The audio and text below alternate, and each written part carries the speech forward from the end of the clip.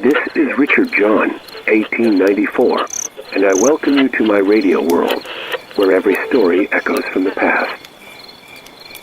It's Friday, May 13th, 2089, at 8:22 p.m. Eastern Time, and folks, we're on the edge of something massive. Picture this, a storm so big, so fierce. It's not just knocking on your door, it's about to blow the whole house down. This isn't your average rainy day. No, this is the kind of storm that makes history, the kind people will talk about for generations. Let me set the scene for you. Imagine a world holding its breath. For the past week, every radio, every screen, every phone has been buzzing with warnings. Governments across the globe, every single one, have sounded the alarm. Stay inside, they say. Stock up on food, water, batteries. They've locked down cities, towns, even tiny villages in the middle of nowhere. Why? Because Mother Nature is brewing something monstrous. Hurricanes with winds that could lift cars, tornadoes that could carve paths through mountains, and rain so heavy it might just drown the stars themselves. This isn't a storm hitting one country or one continent. This is a global storm, a beast. That's got the whole world in its sights. Now, let's rewind a bit, like we're telling a story around a campfire. 5 days ago, the first alerts started trickling in. Scientists noticed something odd weather patterns going haywire, like the Earth itself was throwing a tantrum. Some folks think it's the planet's magnetic field acting up, shifting in. Ways we don't fully understand. Others, well, they're pointing to the skies, whispering about strange signals from outer space, maybe even aliens messing with our weather. And then there's the group that believes this is a wake-up call from a higher power, a reminder that humanity's been a bit too reckless with our home. Me? I'm not here to pick a side. All I know is that something big is coming, and it's got everyone on edge. Picture a family in a small town. Let's call them the Thompsons. They're huddled in their living room right now, just like you might be. Dad's nailing boards over the windows. Mom's checking the flashlight batteries, and their teenage daughter, Lily, is scrolling through her phone, reading posts on X about the storm. Lily's worried, but she's also curious. She's been hearing rumor stories about storms like this in ancient times, when people thought the gods were angry. Her little brother, Max, is curled up with their dog, asking if the storm will take their treehouse away. It's moments like these, folks, that remind us how small we are when nature decides to flex its muscles. So, what's the forecast? Imagine every hurricane you've ever seen on the news, every tornado that's ever twisted through a town, and now imagine them all teaming up for one giant, earth-shaking showdown.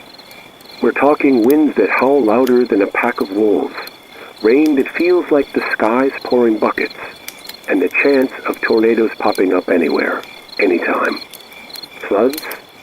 Oh, you bet. The experts are crystal clear. Stay indoors. Don't try to be a hero. Don't go chasing the storm for a viral video. This isn't the time for adventures unless your idea of fun is flying through the air like a kite without a string. Now, let's talk preparation, because I know you're all wondering how to ride this out.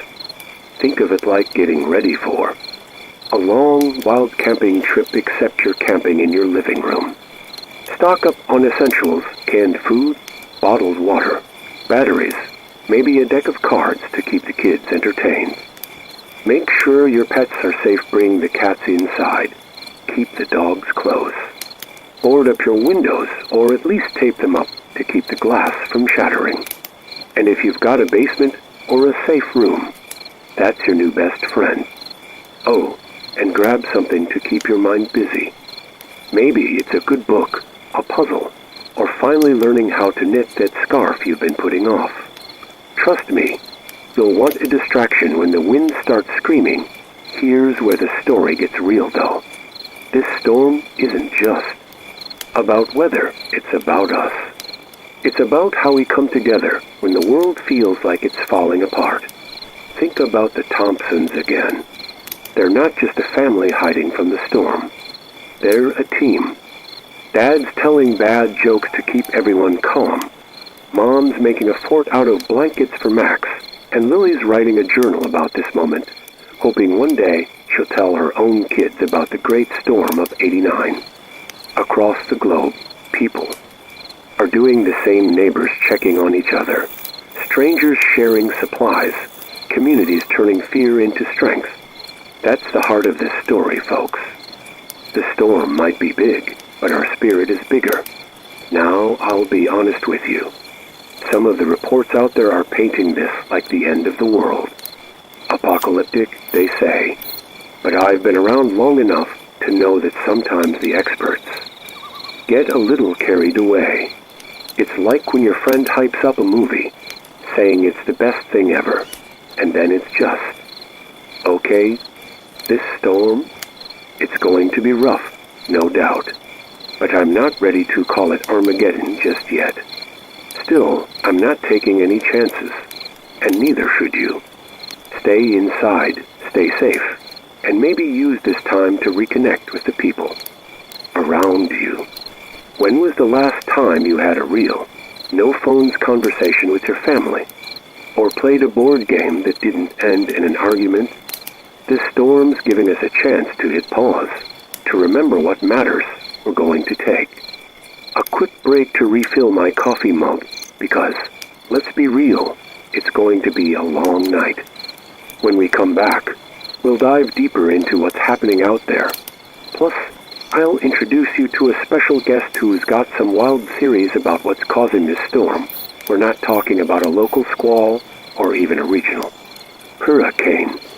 This is a global storm, a beast of wind, rain, and chaos that's got every corner of the earth on high alert. The air outside is thick with tension, like the moment before a lightning strike, and even here in the studio, I can feel the walls trembling. So, grab a blanket, huddle close to your radio, and let's dive into the next chapter of this wild, unfolding tale. Picture a world paused in suspense, like the quiet before a curtain rises on a play no one's rehearsed for. Across the globe, families are tucked into basements, apartments, and shelters, their lives on hold as they wait for the storm to show its full strength. Let's zoom in on a small fishing village called Port Haven, nestled on a rugged coastline. There's a family there, the Carters. Maria Carter, a grandmother with a laugh that could warm a winter's day, is leading the charge. She's got her son, Daniel, a fisherman with calloused hands and a quiet strength, boarding up the windows of their weathered seaside cottage. Daniel's wife, Lena, is in the kitchen, packing a cooler with enough food to last a week, while their 10-year-old son, Noah, clutches a flashlight and asks, "Grandma, is the storm going to take our boat?"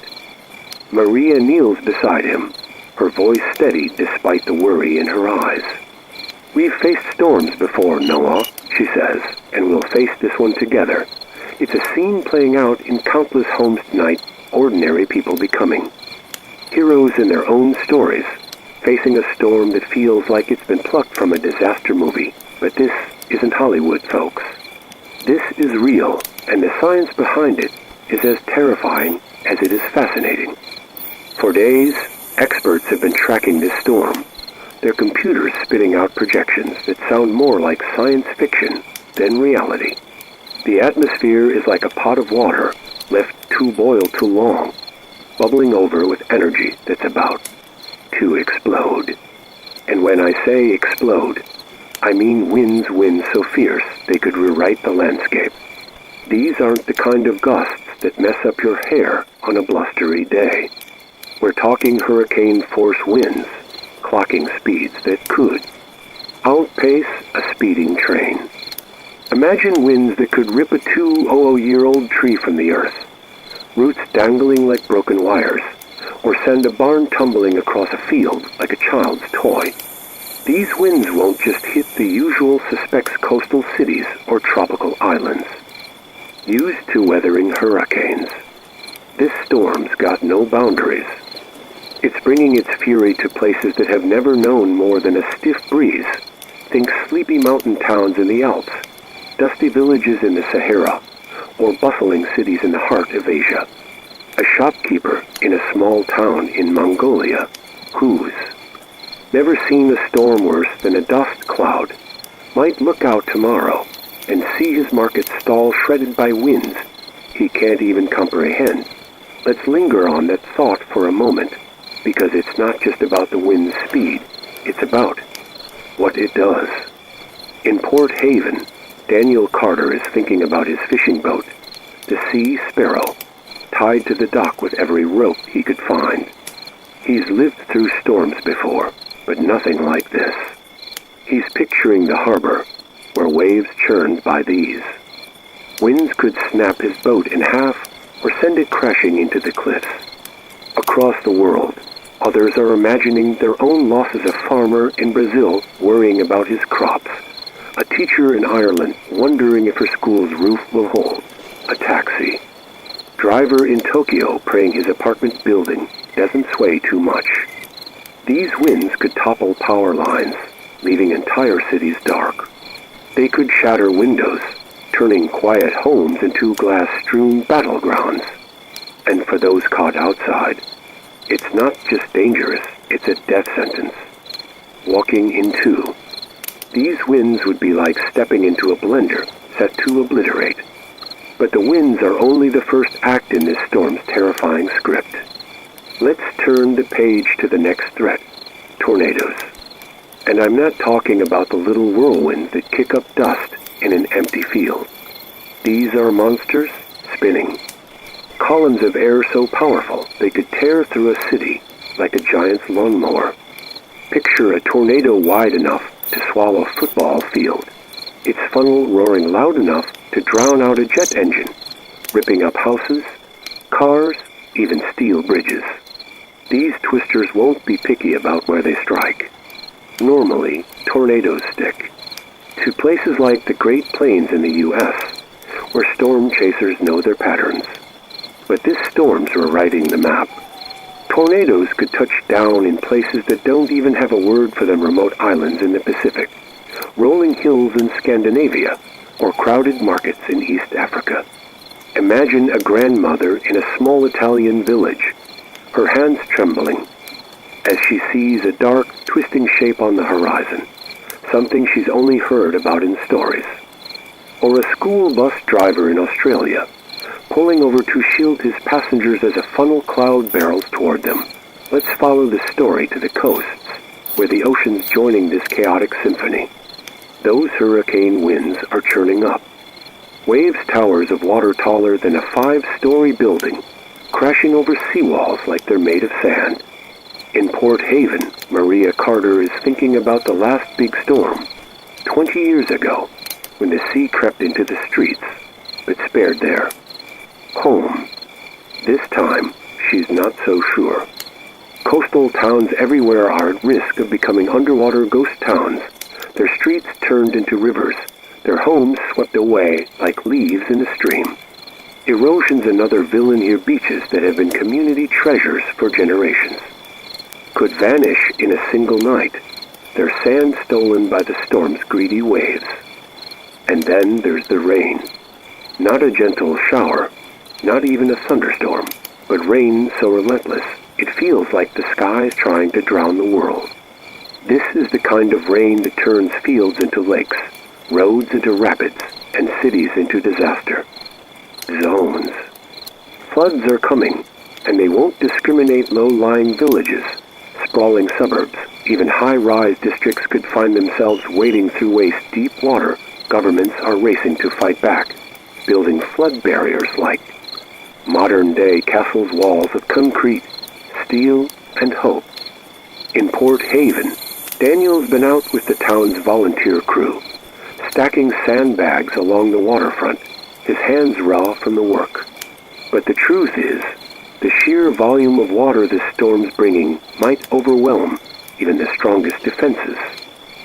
picture a mayor in a small Caribbean town, standing on a hastily built levee, watching the water rise and praying her town's preparations hold. Or engineers in a major European city, working through the night to reinforce dams that weren't built for a storm this big. It's a race against time, and the clock's ticking louder with every gust. And just when you think the story can't get scarier, let's talk about hail. Not the tiny pellets that tap on your roof.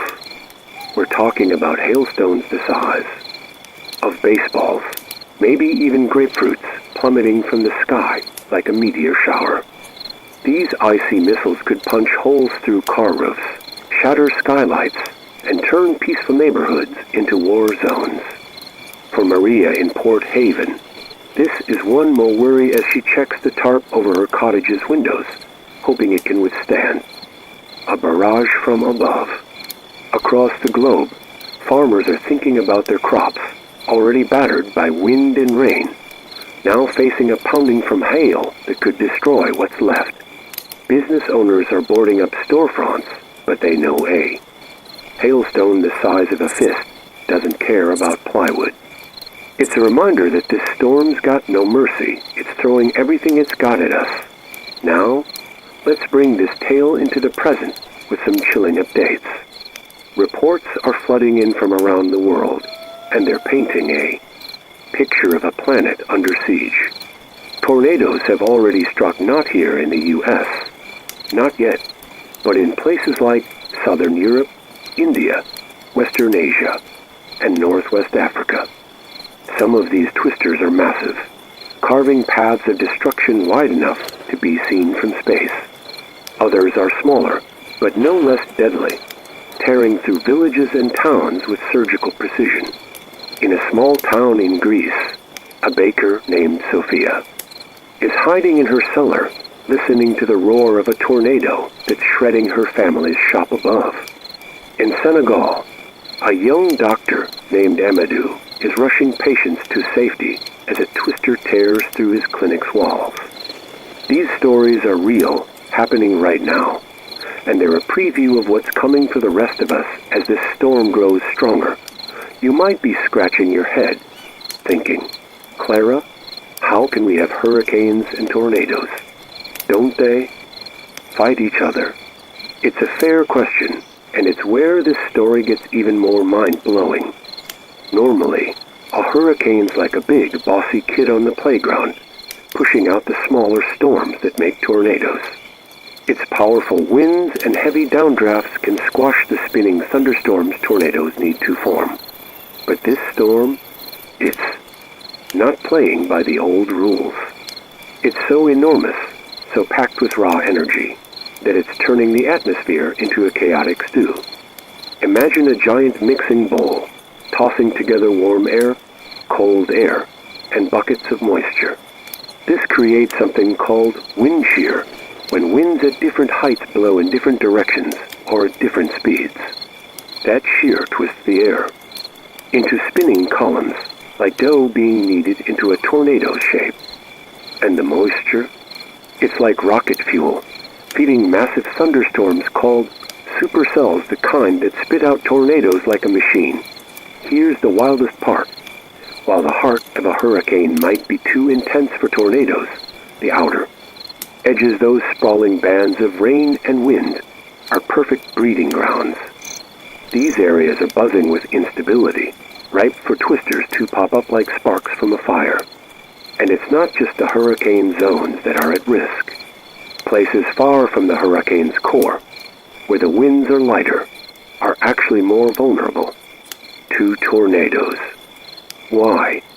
Because they don't have the hurricane's heavy hand pressing down, suppressing those spinning storms. So, a quiet valley in South America, and touched by hurricane winds, could suddenly find itself facing a tornado bigger than anything in the history books. It's like the storms playing a cruel game of chess, moving its pieces everywhere at once. Let's circle back to Port Haven for a moment, because the Carter's story is a thread in this global tapestry. Maria's telling Noah about the storms her own grandmother faced, Stories of resilience that feel more urgent now. Daniel's checking the radio, hoping for good news, but the updates are grim. Lena's trying to keep Noah calm, suggesting they play a game to pass the time, but her hands shake as she shuffles the cards. They're not just fighting the storm, they're fighting fear, uncertainty, and the weight of a world turned upside down. And they're not alone.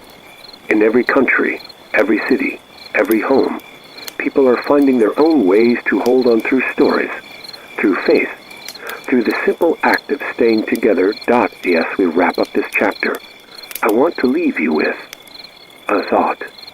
This storm is bigger than any one of us, but so is our strength.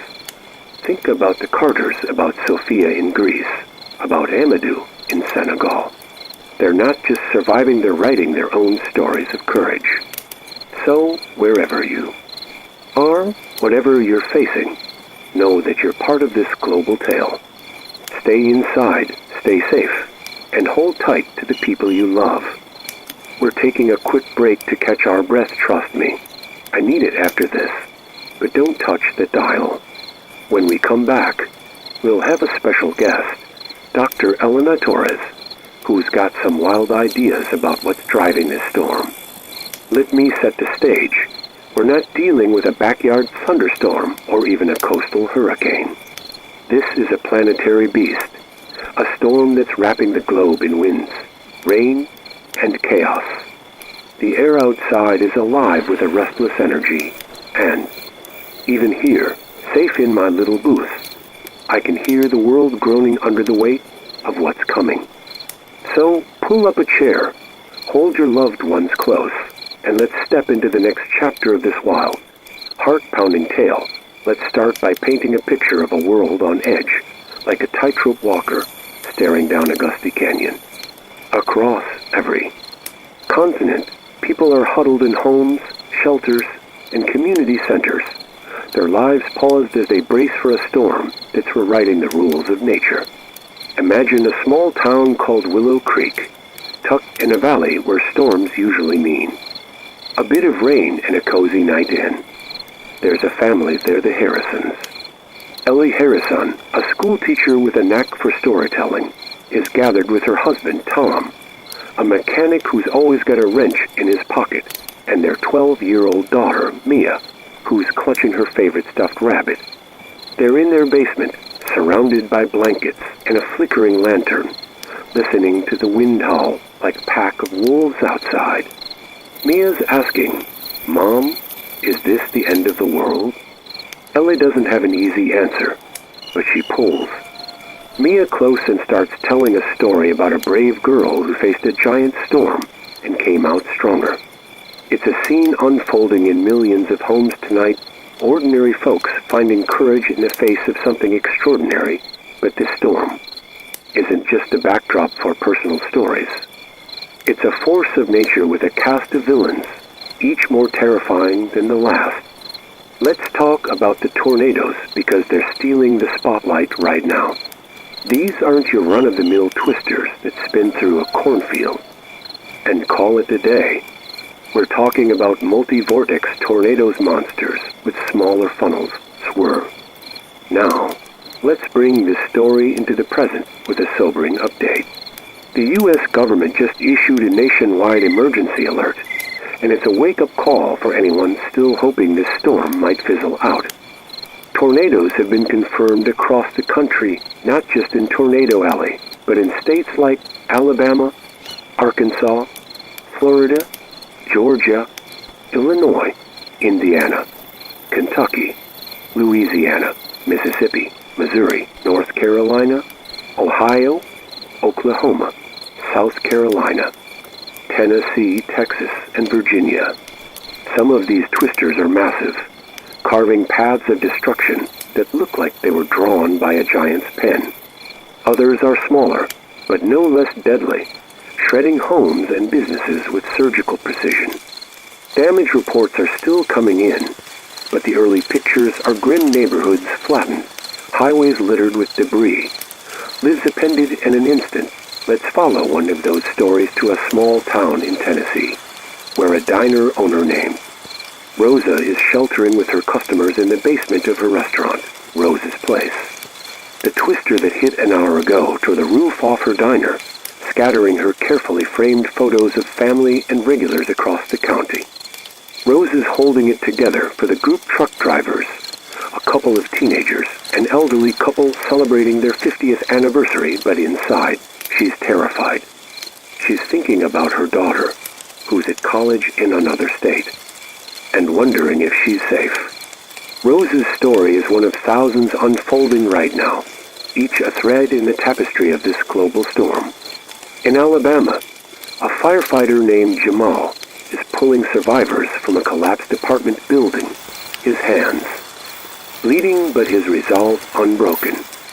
In Missouri, a librarian named Grace is reading to a group of kids in a community shelter, her voice steady despite the chaos outside.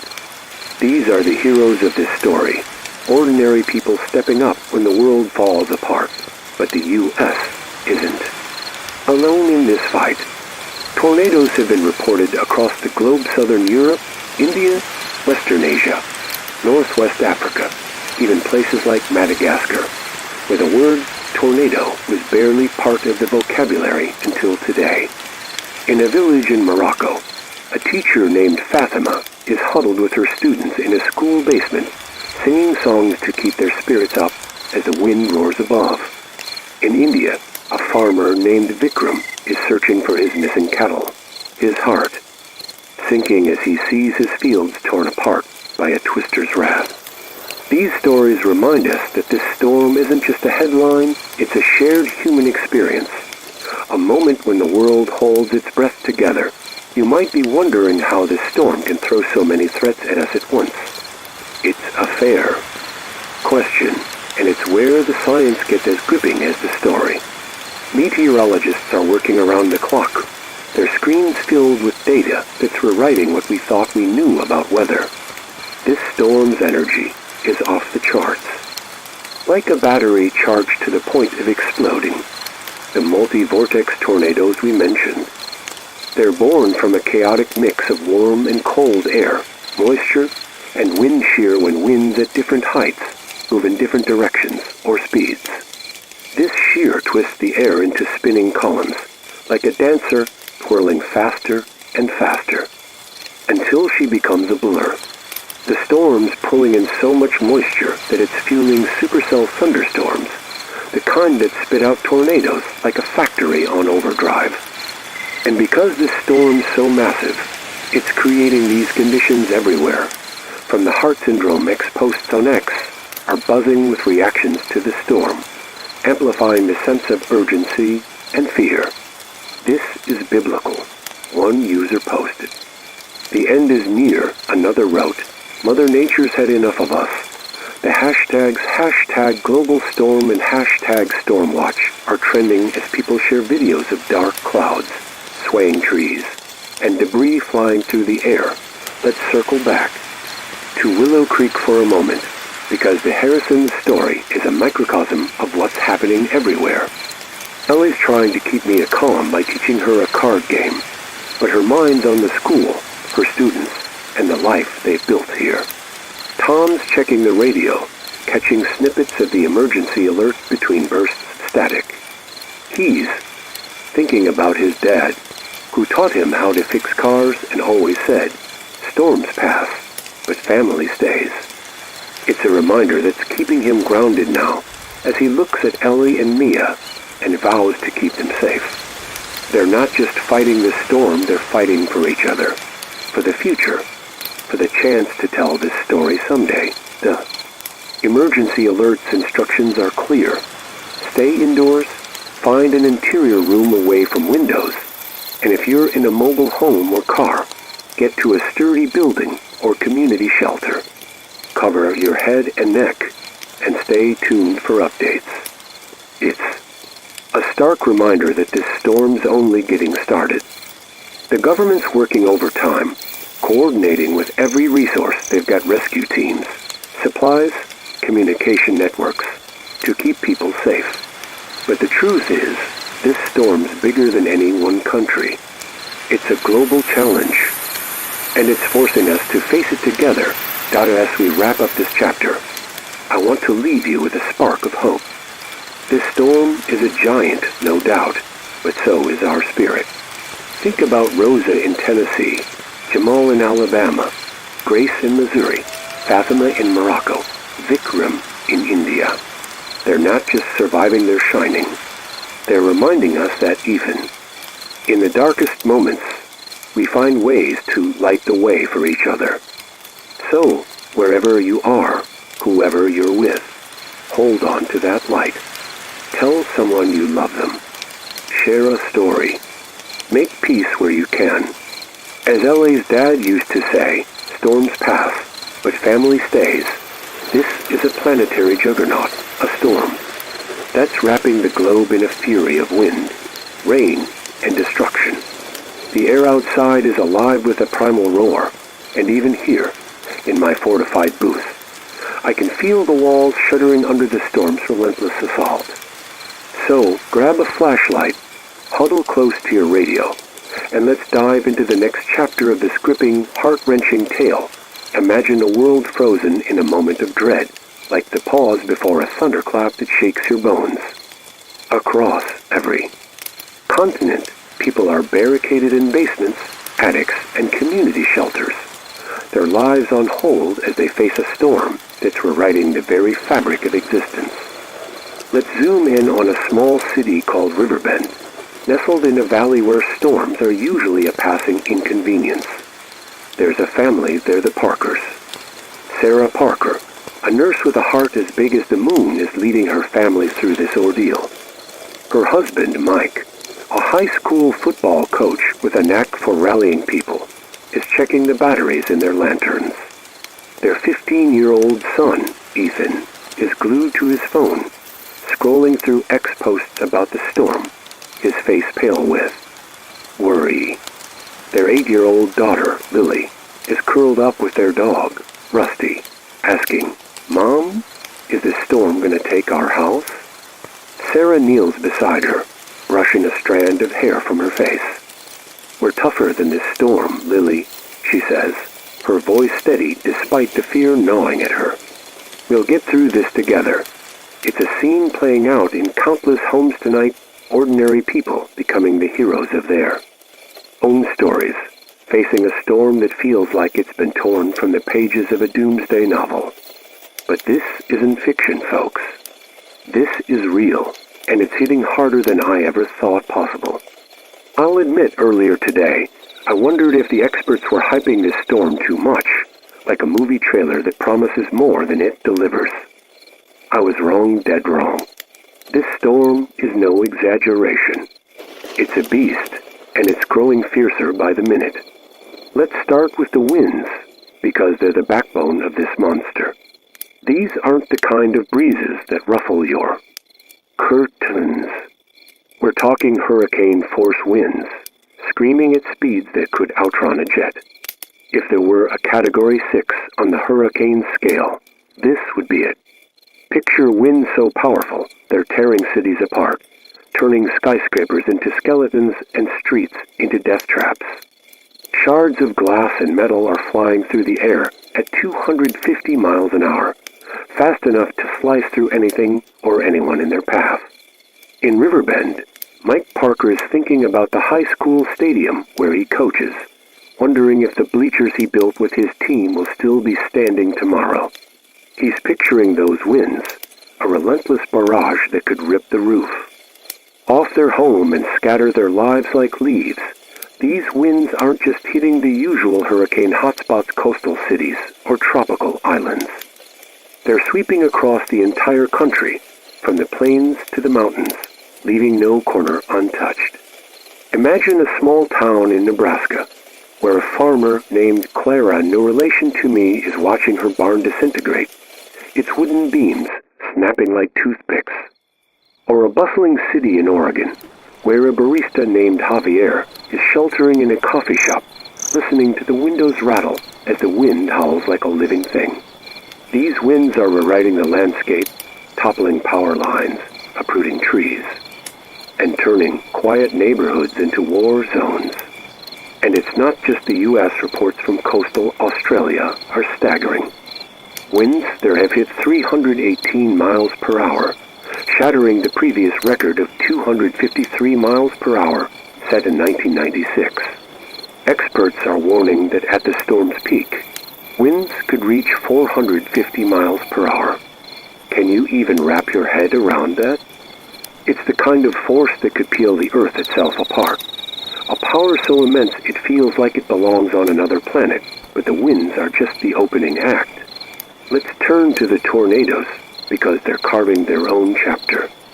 In this story, these aren't your average twisters that spin through a field and fade away.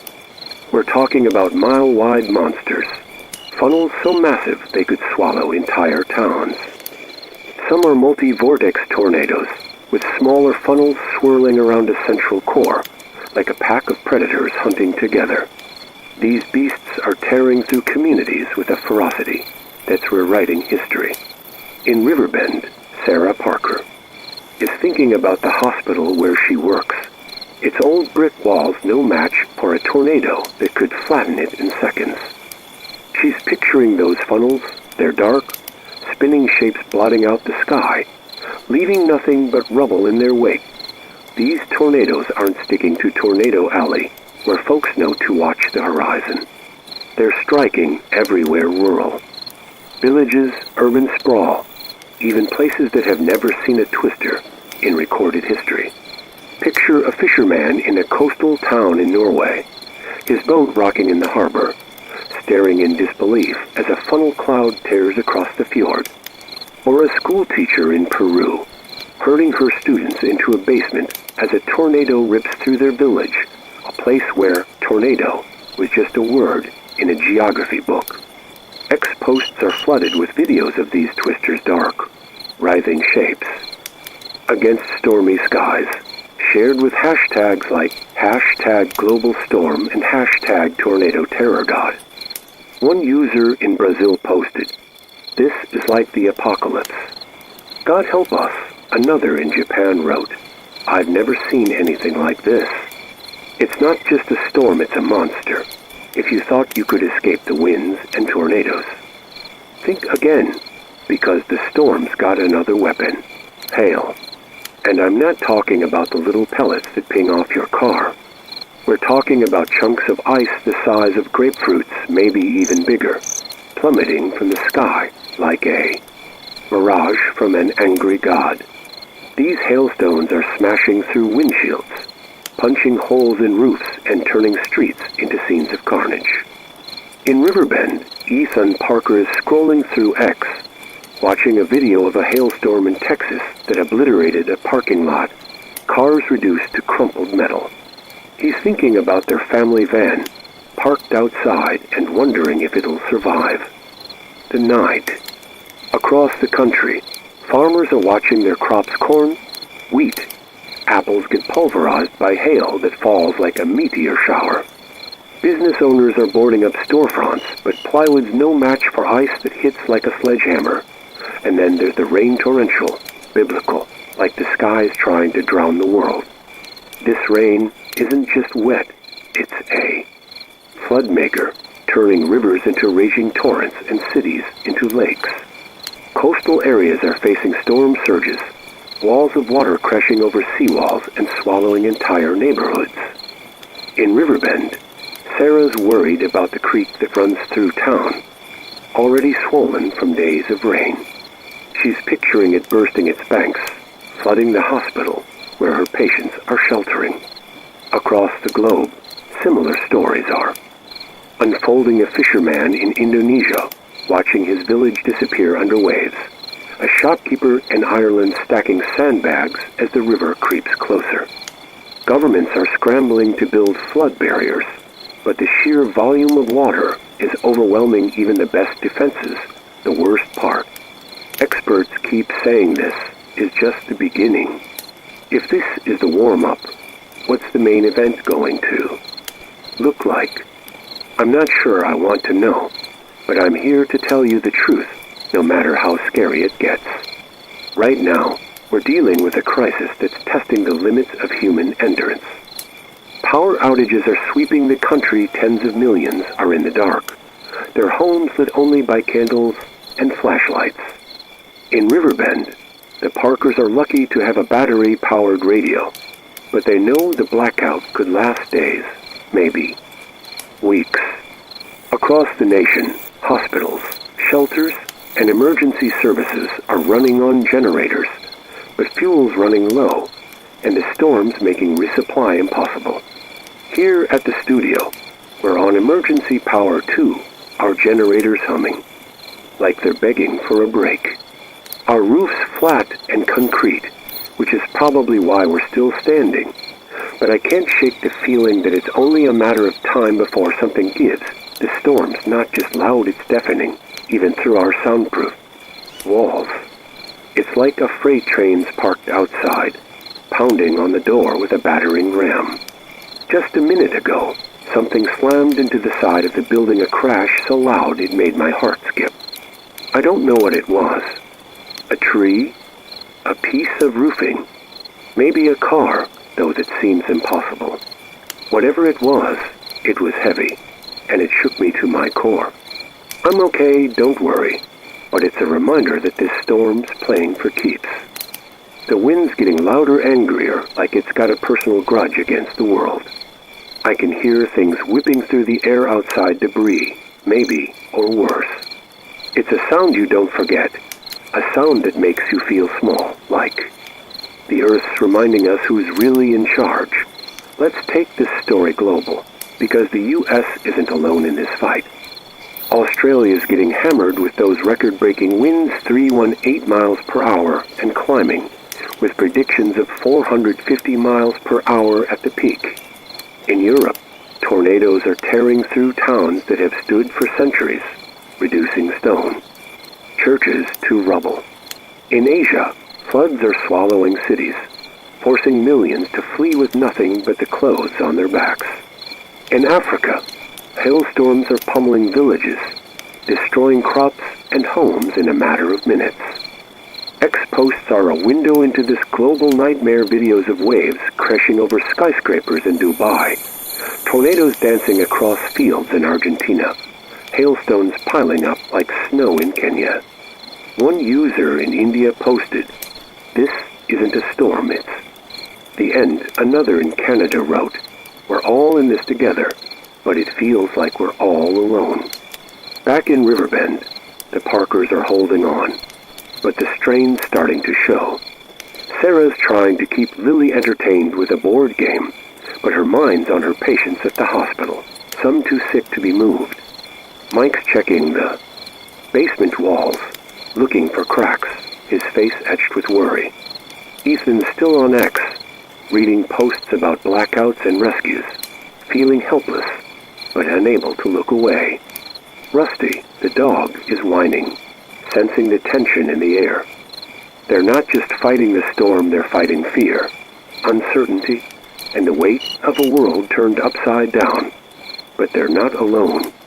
In every town, every city, every corner of the globe, people are finding ways to hold on through. Stories through faith, through the simple act of staying together.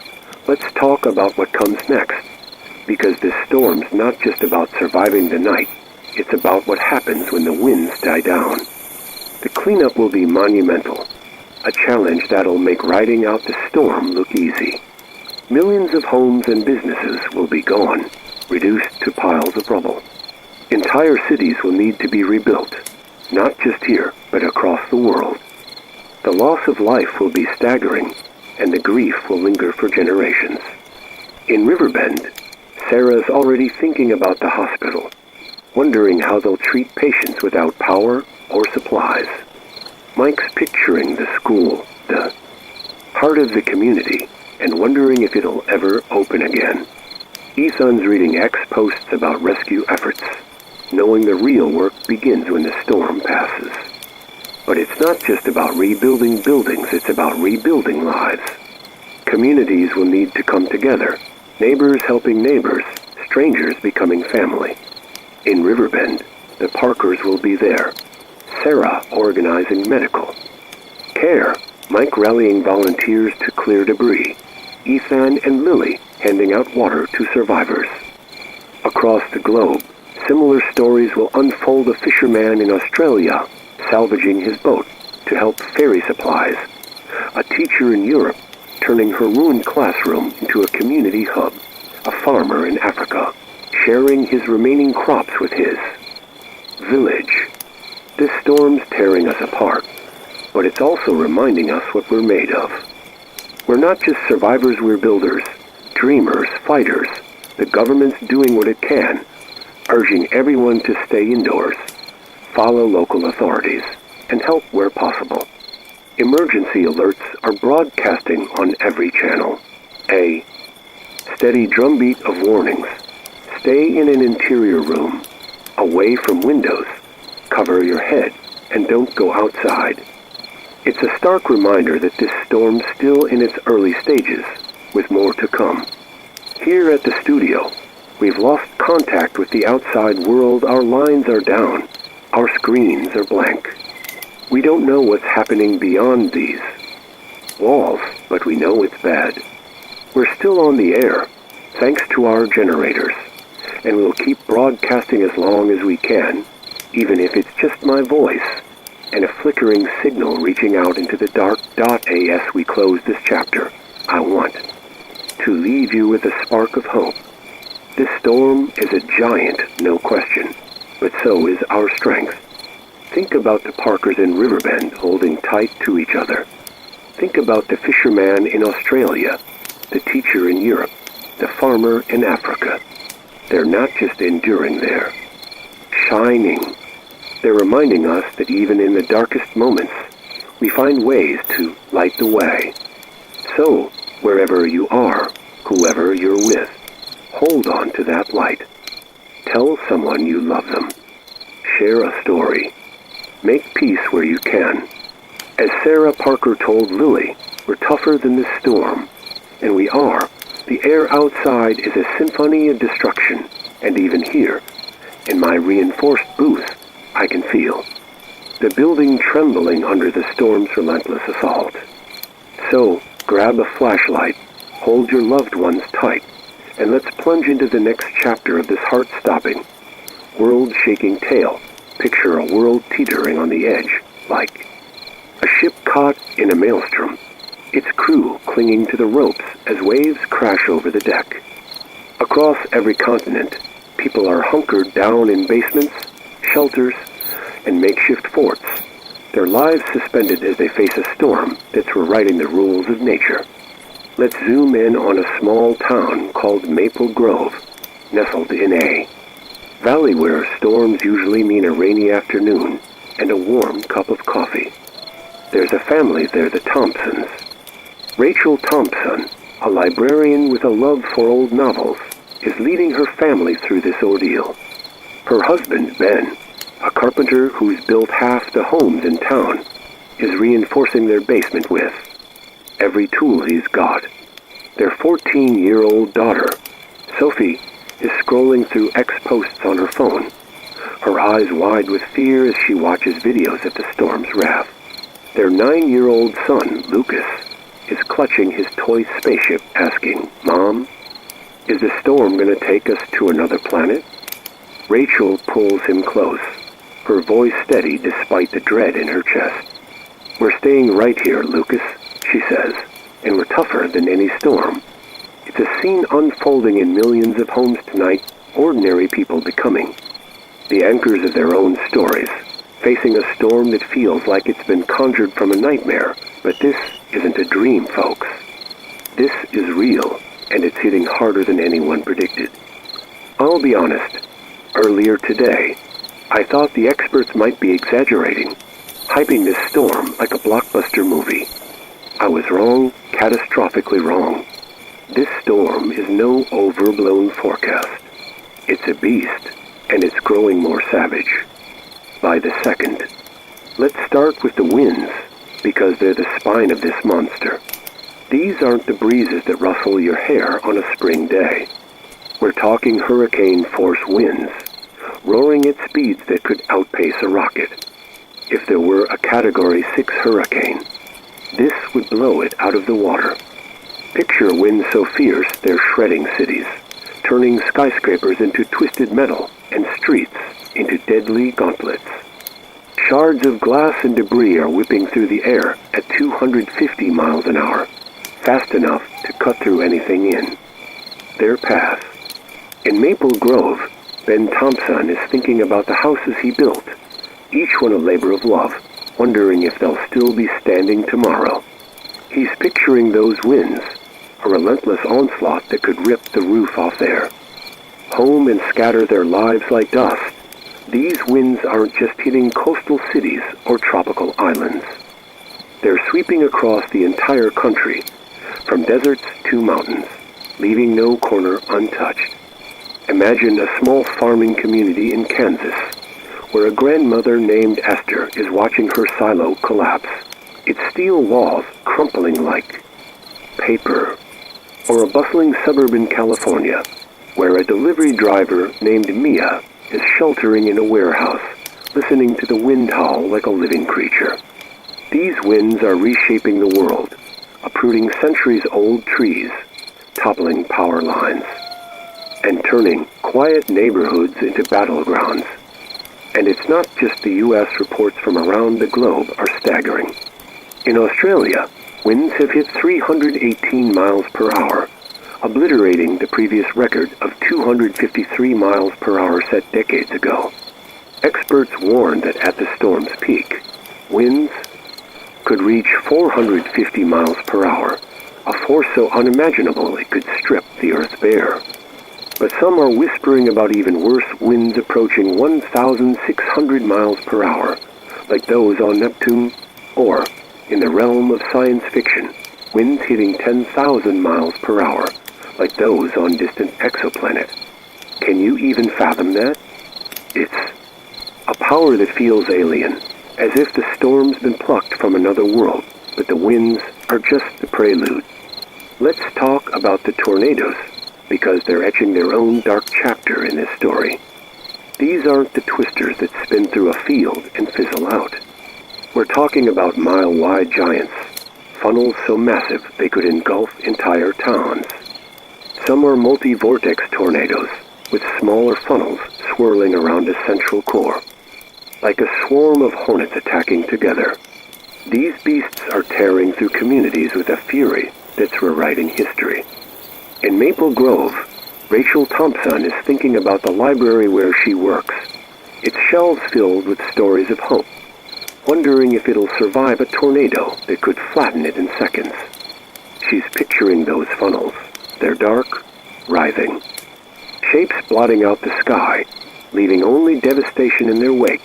These tornadoes aren't confined to Tornado Alley, where folks know to watch the clouds.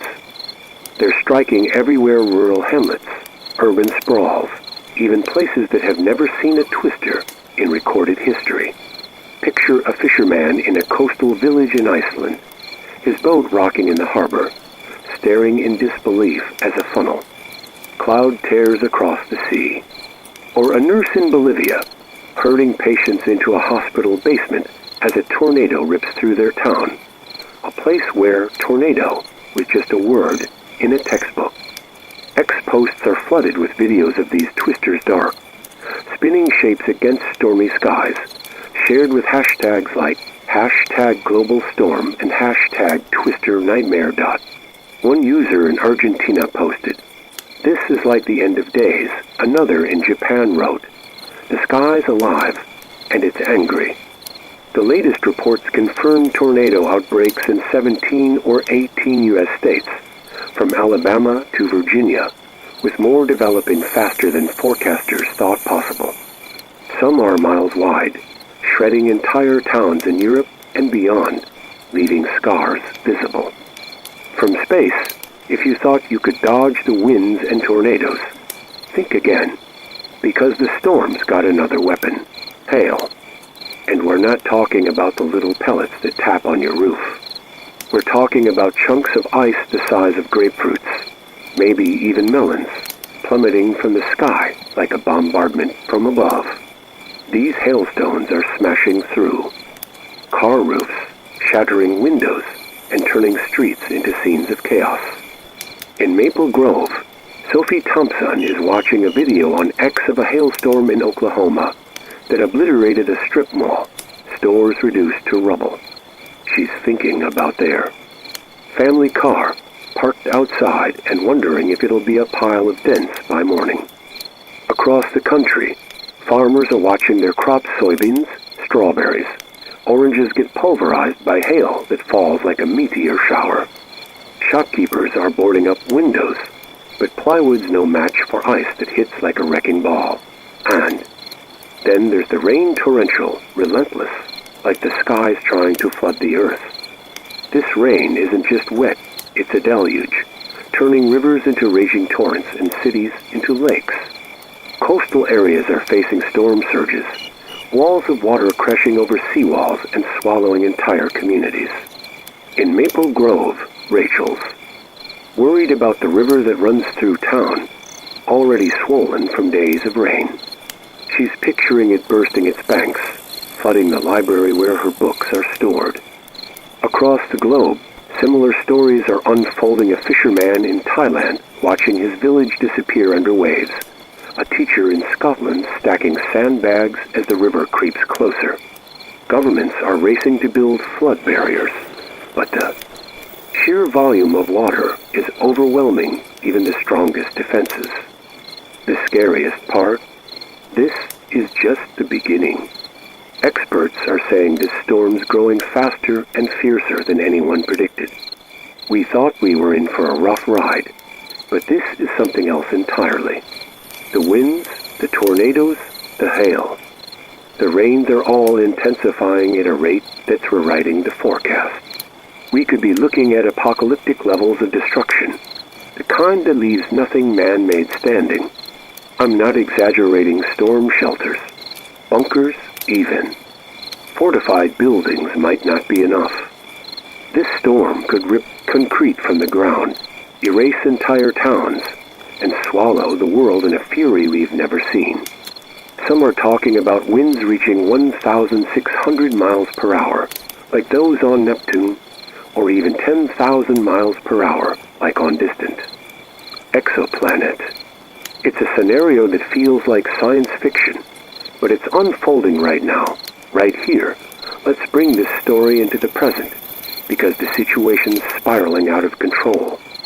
Here at the studio, we're on backup generators, and they're working overtime to keep us on the air. The building's strong, but I can feel it shaking, like it's caught in the jaws of a giant. Outside, things are crashing, debris maybe, or worse. I can hear objects slamming into the walls, each impact a jolt to my nerves. Just a minute ago, something hit so hard, I thought the roof might cave in. I don't know what it was: a tree, a piece of metal, maybe part of a building, but it was heavy, and it shook me to my core. The wind's a living thing, roaring like a freight train that's derailed and heading straight for us. Even through our soundproof walls, it's deafening, a sound that makes you feel small, like the earth's reminding us who's boss doc in Maple Grove. The Thompsons are holding on, but the strain's showing. Rachel's trying to keep Lucas calm with stories of space adventures, but her mind's on the library, her sanctuary, and the community it serves. Ben's checking the basement, looking for leaks, his face etched with worry. Sophie's still on X, reading posts about blackouts and rescues, feeling helpless, but unable to look away. Lucas is asking about aliens, his imagination running wild with ideas of spaceships causing the storm. It's a fleeting moment of levity in a night filled with dread, but it reminds Rachel of the theories swirling on X, wild ideas about extraterrestrial forces behind this storm. Some posts claim aliens are controlling the weather, using it to punish or test humanity. One user wrote, "This isn't natural.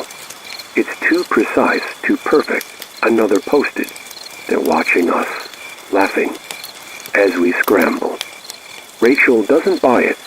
She's a woman of books and reason, but in a storm this unreal, It's easy to see why people are grasping for answers, even cosmic ones. The truth is, we don't know what's driving this storm, but we know it's beyond anything we prepared for. Power outages are sweeping the globe. Tens of millions are in the dark, their homes lit only by candles and hope. In Maple Grove, the Thompsons are lucky to have a battery-powered radio, but they know the blackout could last weeks. Hospitals, shelters, and emergency services are running on fumes, their generators struggling to keep up. Here at the studio, we're hanging on by a thread, our backup generators humming like they're pleading for mercy. We've lost contact with the outside world. Our lines are down. Our screens are blank. We don't know what's happening beyond these walls, but we know it's catastrophic. Let's take this story global, because the U.S. isn't alone in this nightmare. In Europe, tornadoes are shredding centuries-old towns, reducing castles to rubble. In Asia, floods are swallowing cities, forcing millions to flee with nothing but the clothes on their backs. In Africa, hailstorms are pummeling villages, destroying crops and homes in minutes. In Australia, those 318-mile-per-hour winds are just the start, with worse to come. X-posts are a window into this global crisis. Videos of waves crashing over skyscrapers in Singapore, tornadoes tearing through fields in Brazil, hailstones piling up like snow in Nigeria. One user in India posted, "This is our reckoning." Another in Canada wrote, "We're all fighting the same storm, but it feels like we're alone." Back in Maple Grove, the Thompsons are a microcosm of this global struggle. Rachel's telling Lucas a story about a brave astronaut, hoping to spark his courage. Ben's reinforcing the basement door, his hand steady despite the fear in his heart. Sophie's reading X-posts about neighbors helping neighbors, stories of strangers sharing food and shelter. It's a reminder that even in this chaos, humanity's fighting back not with weapons, but with kindness, resilience, and hope. In every town, every city, every corner of the globe, people are finding ways to hold on through stories, through faith, through the simple act of staying together. What comes next? This storm's not just about surviving the night. It's about what happens when the winds fade. The cleanup will be a Herculean task, a challenge that'll make riding out the storm look simple. Millions of homes, schools, and businesses will be gone, reduced to piles of debris. Entire cities will need to be rebuilt, not just here, but across the world. The loss of life will be unimaginable, and the grief will echo for generations. In Maple Grove, Rachel's already thinking about the library, wondering how she'll salvage the books that hold her community's stories. Ben's picturing the town square, the heart of Maple Grove, and wondering if it'll ever bustle again. Sophie's reading X-posts about recovery efforts, knowing the real work begins when the storm passes. But it's not just about rebuilding structures, it's about rebuilding lives. Communities will need to unite, neighbors becoming family, strangers becoming allies. In Maple Grove, the Thompsons will be there. Rachel organizing book drives to rebuild the library, Ben leading volunteers to clear rubble, Sophie and Lucas handing out blankets to survivors. Across the globe, similar stories will unfold. A fisherman in New Zealand salvaging his boat to ferry supplies, a teacher in Italy turning her ruined classroom into a community hub, a farmer in Kenya sharing his remaining crops with his village. This storm's tearing us apart, but it's also showing us what we're made of. We're not just survivors, we're creators, healers, dreamers. The government's urging everyone to stay indoors, follow local authorities, and help where possible. Emergency alerts are a constant refrain. Stay in an interior room, away from windows, cover your head, and don't go outside. It's a stark reminder that this storm's still in its early stages, with more to come. Here at the studio, we're on borrowed time, our generators fighting to keep us on the air. We'll keep broadcasting as long as we can, even if it's just my voice reaching out into the dark. As we close this chapter, I want to leave you with a flicker of light. This storm is a titan, no doubt, but so is our spirit. Think about the Thompsons in Maple Grove, holding tight to each other. Think about the fisherman in New Zealand, the teacher in Italy, the farmer in Kenya. They're not just enduring, they're shining. They're reminding us that even in the darkest moments, we find ways to illuminate the path ahead. So, wherever you are, whoever you're with, hold on to that light we thought we knew. The air outside is a roar of pure power, and even here, in my fortified booth, I can feel the walls trembling, the floor vibrating, as if the earth itself is pleading for mercy. So, grab a flashlight, hold your loved ones close, and let's dive into the final act of this heart-wrenching, world-altering tale. Imagine a world suspended in a moment of raw fear, like the instant before a lightning bolt splits the sky. Across every continent, people are barricaded in basements, attics, and community shelters, their lives on pause as they face a storm that's rewriting the very laws of nature. Let's zoom in on a small town called Cedar Hollow, tucked in a valley, where storms usually mean a rainy evening and a cozy fire. There's a family there, the Wilsons. Emma Wilson, a veterinarian with a gentle touch, is leading her family through this nightmare. Her husband, David, a history teacher who's always got a story to tell, is checking their supplies in the basement. Their 16-year-old daughter, Ava, is scrolling through X posts on her phone, her face pale as she watches videos of the storm's devastation. Their 10-year-old son, Owen, is clutching his stuffed dinosaur, asking, "Mom, is the storm gonna take us away?" Emma kneels beside him, her voice steady despite the fear clawing at her heart.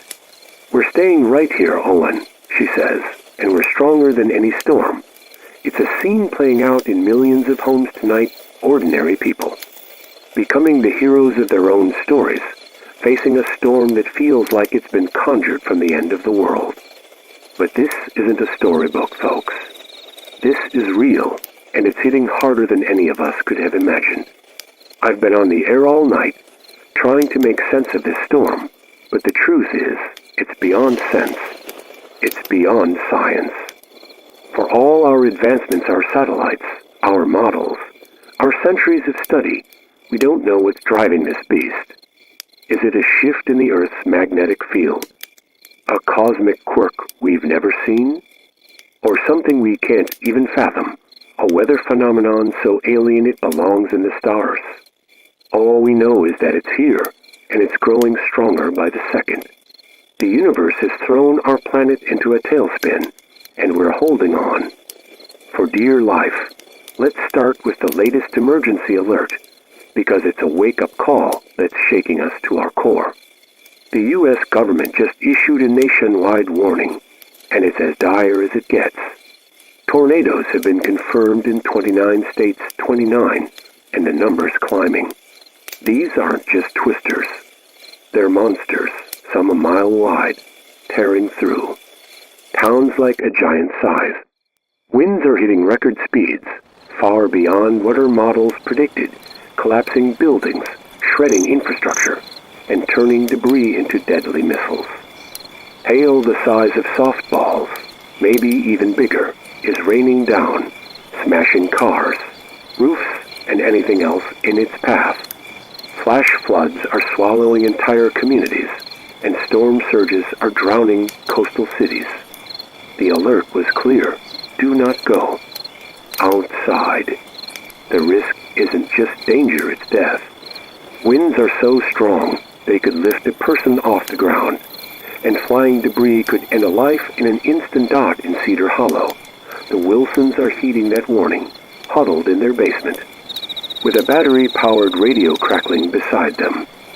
Emma's thinking about her veterinary clinic, where she's spent years saving animals, wondering if it'll still be standing tomorrow. David's picturing his classroom, filled with maps and books, and wondering if his students are safe. Ava's on X, watching a video of a tornado in Georgia that flattened a shopping mall. The comments filled with prayers and panic. This is biblical. One user posted. The Earth's fighting back, another wrote. We're all in this. But it feels like we're alone. Owen's asking about the dinosaurs, wondering if they faced storms like this. It's a fleeting moment of innocence in a night filled with terror.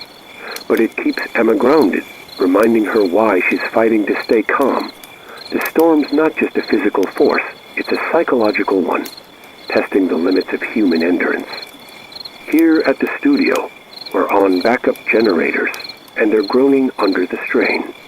The building's strong, but I can feel it shaking, like it's caught in the grip of a giant. Outside, things are crashing debris, trees, maybe even cars. I can hear objects slamming into the walls, each impact a jolt to my nerves. Just a few minutes ago, something hit so hard, I thought the roof might cave in. I don't know what it was, a billboard, a piece of roofing, maybe part of a house, but it was heavy, and it shook me to my core. The wind's a living thing, screaming. Like 1,000 jets, a sound that seeps through our soundproof walls and makes my heart race. It's a reminder that this storm's not just out there, it's here, pressing against us, demanding we acknowledge its power. Let's take this story global, because the U.S. isn't alone in this fight. In Europe, tornadoes are shredding villages that have stood for centuries, turning stone churches into piles of rubble. In Asia, floods are swallowing cities, forcing millions to flee with nothing but the clothes on their backs.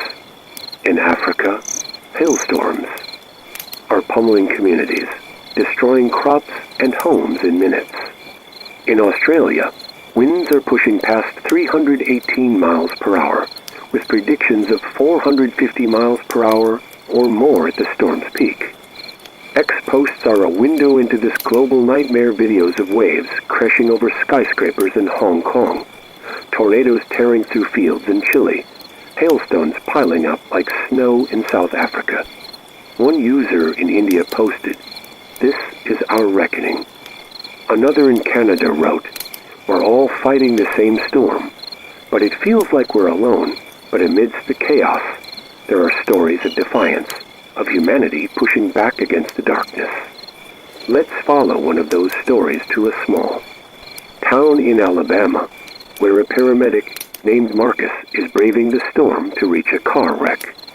He got a call about a family trapped in a vehicle flipped by a tornado, and despite the winds and hail, he's out there, his ambulance rocking in the gusts. Marcus is thinking about his own family, his wife and 2 daughters, safe in a shelter, but he knows this family needs him more. He's picturing the kids in that car, scared and hurt, and it's enough to keep him moving. When he reaches the wreck, he finds a mother and her 2 sons, battered but alive. He pulls them to safety, shielding them with his body as debris flies around them. It's a moment of heroism, one of thousands unfolding across the globe. A nurse in Japan staying with her patients, a firefighter in Brazil digging through rubble, a teacher in Kenya calming her students with songs. Back in Cedar Hollow, the Wilsons are fighting their own battle. Emma's trying to keep Owen entertained with a game of cards, but her mind's on her clinic, where her assistant is looking after a litter of puppies.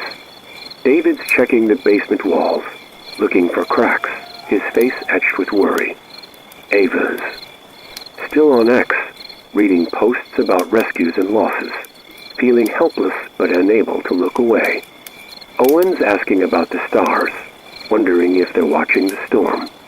It's a spark of wonder in a night filled with dread, but it reminds Emma of the theories swirling online ideas that this storm isn't natural. Some X posts claim it's a cosmic event, a shift in the universe's balance. Others whisper about unknown forces, a weather phenomenon we can't comprehend. Emma's a scientist at heart, but in a storm this unreal, it's easy to see why people are reaching for answers, even fantastical ones. The emergency alert laid out clear instructions, and they're worth repeating. Stay indoors, find an interior room, preferably a basement or storm shelter, away from windows and doors. Gather essentials, flashlights, batteries, first aid kits, non-perishable food, water, medications. Conserve resources, unplug electronics to prevent fires, cover windows with blankets or plywood, save water for the long haul. Charge battery packs if you have them, and prepare for isolation. Stay informed, keep a battery-powered radio on. Because power outages are widespread, and we may not be able to broadcast much longer. Above all, stay calm. Your survival depends on it. In Cedar Hollow, the Wilsons have followed these steps. Their basement stocked with supplies, their radio tuned to this station. But Emma knows calm is hard to come by when the world feels like it's crumbling. The situation's evolving faster than anyone predicted.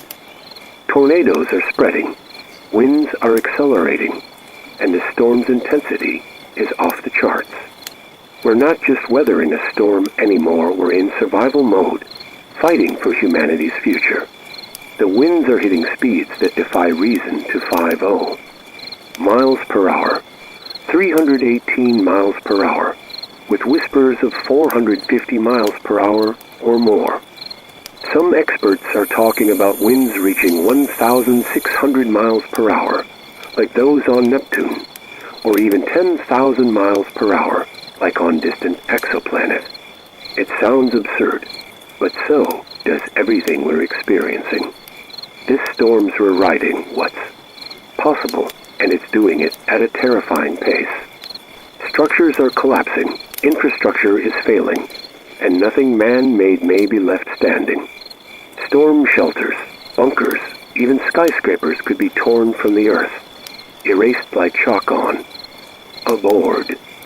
Here at the studio, we're hanging on by a thread. Our backup generators are working overtime, but they're struggling. We've lost all communication with the outside world. Our lines are down. Our screens are dark. We don't know what's happening beyond these walls, but we know it's catastrophic. Reports are coming in of cars flipped by tornadoes, families trapped in wreckage, first responders risking their lives to save them. On X, a user in Florida posted about a mobile news team caught in the storm, their van nearly blown off a bridge. Another in Texas shared a video of a car wreck, 4 vehicles mangled by a twister, with someone injured inside. These are real people, real stories, and they're unfolding right now, right here.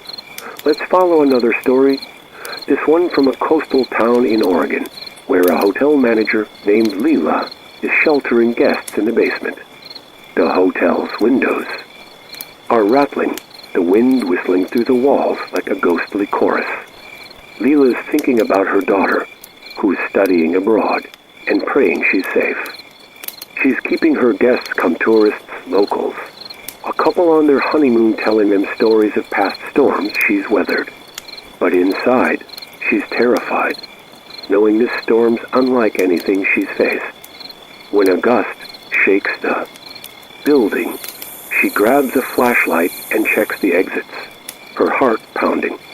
It's a moment of quiet courage, one of millions happening worldwide. A shopkeeper in India sharing his last supplies, a pilot in Brazil guiding his plane through turbulence, a grandmother in Nigeria praying for her village. What comes next? This storm's not just about surviving the night, it's about what happens when the winds fade. The cleanup will be a monumental task, a challenge that'll make riding out the storm look easy. Billions of homes, schools, and businesses will be gone, reduced to rubble. Entire cities will need to be rebuilt, not just here, but across the world. The loss of life will be staggering, and the grief will linger for generations.